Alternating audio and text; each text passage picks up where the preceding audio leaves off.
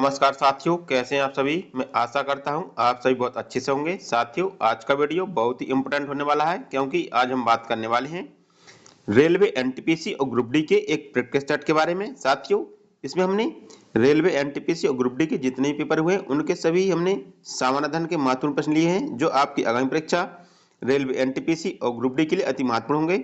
साथियों, यदि आप किसी भी गवर्नमेंट एग्जाम की तैयारी भी करते हैं तो ये वीडियो आपके लिए बहुत ही इंपॉर्टेंट होगा, तो वीडियो के अंत तक बने रहिए। और चलिए हम स्टार्ट करते हैं। हमारा पहला क्वेश्चन है साथियों, इस प्रैक्टिस सेट का हमारा पहला क्वेश्चन है, लेकिन अभी तक हमने 119 क्वेश्चन डिस्कस किए हैं। यदि आपने नहीं देखा है तो वीडियो की प्लेलिस्ट में जाकर आप देख सकते हैं।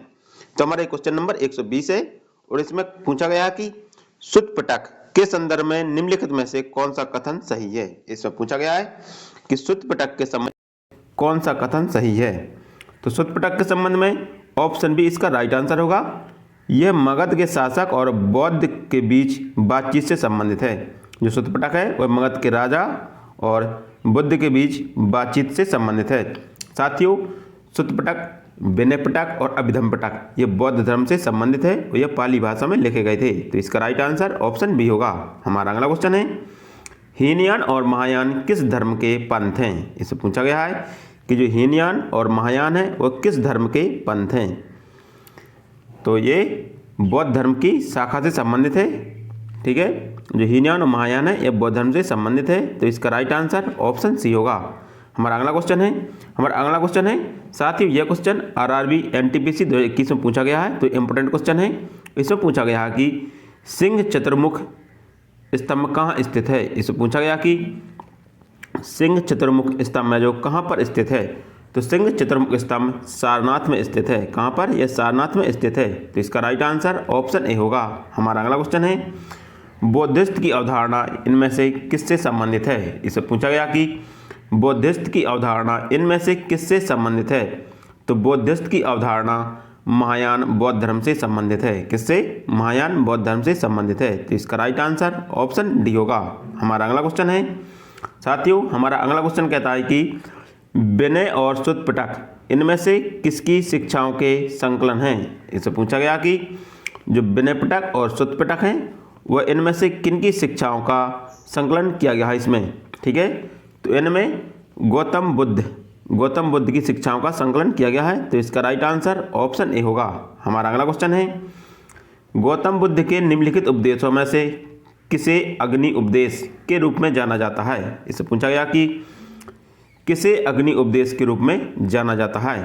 तो अग्नि उपदेश के रूप में आदित्य पर्याय सुत्त को जाना जाता है। किसको? आदित्य पर्याय सुत्त को जाना जाता है। तो इसका राइट आंसर ऑप्शन बी होगा। हमारा अगला क्वेश्चन है जातक कथाएं किससे संबंधित है। इससे पूछा गया है जो जातक कथाएं हैं वो किससे संबंधित है। तो जातक कथाएं बौद्ध धर्म से संबंधित है। तो इसका राइट आंसर ऑप्शन बी होगा। हमारा अगला क्वेश्चन है साथियों, हमारा अगला क्वेश्चन 127 है और साथियों यह क्वेश्चन आरआरबी एनटीपीसी 2021 में पूछा गया है। तो इम्पोर्टेंट क्वेश्चन है। ठीक है, इसमें पूछा गया कि बुद्धचरित नामक महाकाव्य किसने लिखा था। इससे पूछा गया कि जो बुद्धचरित महाकाव्य है वो किसके द्वारा लिखा गया था। तो बुद्धचरित अश्वघोष के द्वारा लिखा गया महाकाव्य है और यह संस्कृत भाषा में लिखा गया है। किसमें? यह संस्कृत भाषा में लिखा गया महाकाव्य है। तो इसका राइट आंसर ऑप्शन डी होगा। हमारा अगला क्वेश्चन है निम्नलिखित में से कौन सा स्थल बौद्धों के तीर्थ स्थलों में से नहीं है। इससे पूछा गया कि कौन सा तीर्थ स्थल है जो बौद्धों के तीर्थ स्थल में से नहीं है। तो इसमें बोधगया ये संबंधित है, सारनाथ ये भी संबंधित है बौद्ध धर्म से, कुशीनगर ये भी संबंधित है, लेकिन ग्वालियर है जो बौद्ध धर्म से संबंधित नहीं है। तो इसका राइट आंसर ऑप्शन सी होगा। हमारा अगला क्वेश्चन है गौतम बुद्ध का जन्म कहाँ हुआ था। इससे पूछा गया कि गौतम बुद्ध का जन्म कहाँ हुआ था। तो साथियों गौतम बुद्ध का जन्म लुम्बिनी में हुआ था। कहाँ पर? लुम्बिनी में 563 ईसा पूर्व हुआ था। साथियों लुम्बिनी नेपाल में स्थित है। ठीक है, तो इसका राइट आंसर ऑप्शन बी होगा, लुम्बिनी। हमारा अगला क्वेश्चन है साथियों, हमारा अगला क्वेश्चन कहता है कि उस बौद्ध ग्रंथ का नाम बताइए जिसमें भिक्षुओं के लिए नियमों का उल्लेख है। इसमें पूछा गया कि उस बौद्ध ग्रंथ का नाम बताइए जिसमें भिक्षुओं के लिए नियमों का उल्लेख किया गया है। तो विनयपिटक में वृक्षों के नियमों का उल्लेख किया गया है? तो इसका राइट आंसर ऑप्शन बी होगा। हमारा अगला क्वेश्चन है, स्तूप क्यों बनाए जाते थे? साथियों, इसे पूछा गया कि स्तूप क्यों बनाए जाते थे? तो स्तूप पवित्र स्मृति चिन्ह रखने के लिए बनाए जाते थे। ठीक है, जो स्तूप थे वो पवित्र स्मृति चिन्ह रखने के लिए बनाए जाते थे। तो इसका राइट आंसर ऑप्शन ए होगा। हमारा अगला क्वेश्चन है, साथियों हमारा अगला क्वेश्चन कहता है कि किसका जन्म 560 ईसा पूर्व में हुआ था और 480 ईसा पूर्व में 80 वर्ष की अवस्था में उसकी मृत्यु हो गई थी? ठीक है, इसमें पूछा गया कि किसका 560 ईसा पूर्व जन्म हुआ था और 480 ईसा पूर्व 80 वर्ष की अवस्था में उसकी मृत्यु हो गई थी। ठीक है साथियों, इस क्वेश्चन में थोड़ा सा मिस्टेक है, क्योंकि यहाँ पर होगा 563 ईसा पूर्व, ठीक है, और यहाँ पर होगा 483 ईसा पूर्व। ठीक है ना, इसमें जो डेट है इसमें मिस्टेक है थोड़ा सा। तो इसमें महात्मा बुद्ध का जन्म 563 ईसा पूर्व में हुआ था और 480 ईसा पूर्व में 80 वर्ष की अवस्था में उनकी मृत्यु हो गई थी। तो इसका राइट आंसर ऑप्शन सी होगा। हमारा अगला क्वेश्चन है, किस वृक्ष के नीचे रानी माया देवी ने गौतम बुद्ध को जन्म दिया था? इससे पूछा गया कि किस वृक्ष के नीचे रानी माया देवी ने गौतम बुद्ध को जन्म दिया था?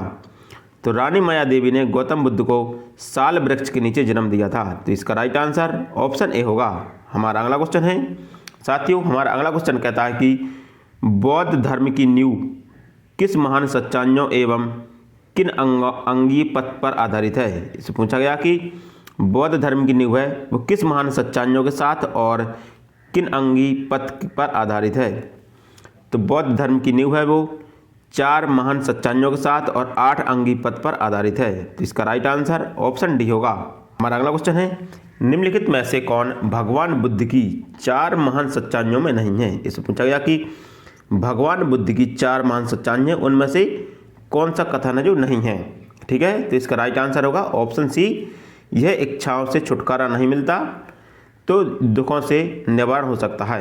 ये ऑप्शन गलत होगा, बाकी ऑप्शन ए ये सही होगा, ऑप्शन बी ये भी सही है और ऑप्शन डी ये भी सही है। ठीक है, लेकिन ऑप्शन सी है जो ये गलत है, यदि इच्छाओं से छुटकारा नहीं मिलता तो दुखों से निवारण हो सकता है। ये ऑप्शन सी इसका गलत होगा। हमारा अगला क्वेश्चन है, त्रिपिटक पवित्र धर्म ग्रंथ कौन से धर्म से संबंधित है? इससे पूछा गया कि त्रिपिटक पवित्र धर्म ग्रंथ है वो किस धर्म से संबंधित है? तो त्रिपिटक बौद्ध धर्म से संबंधित है। तो इसका राइट आंसर ऑप्शन डी होगा। हमारा अगला क्वेश्चन है, त्रिपिटक उपदेशों का सबसे पहला संग्रह है। इससे पूछा गया कि त्रिपिटक किस धर्म के उपदेशों का सबसे पहला संग्रह है? तो त्रिपिटक बौद्ध धर्म के उपदेशों का सबसे पहला संग्रह है। तो इसका राइट आंसर ऑप्शन सी होगा। हमारा अगला क्वेश्चन है, साथियों हमारा अगला क्वेश्चन है 138।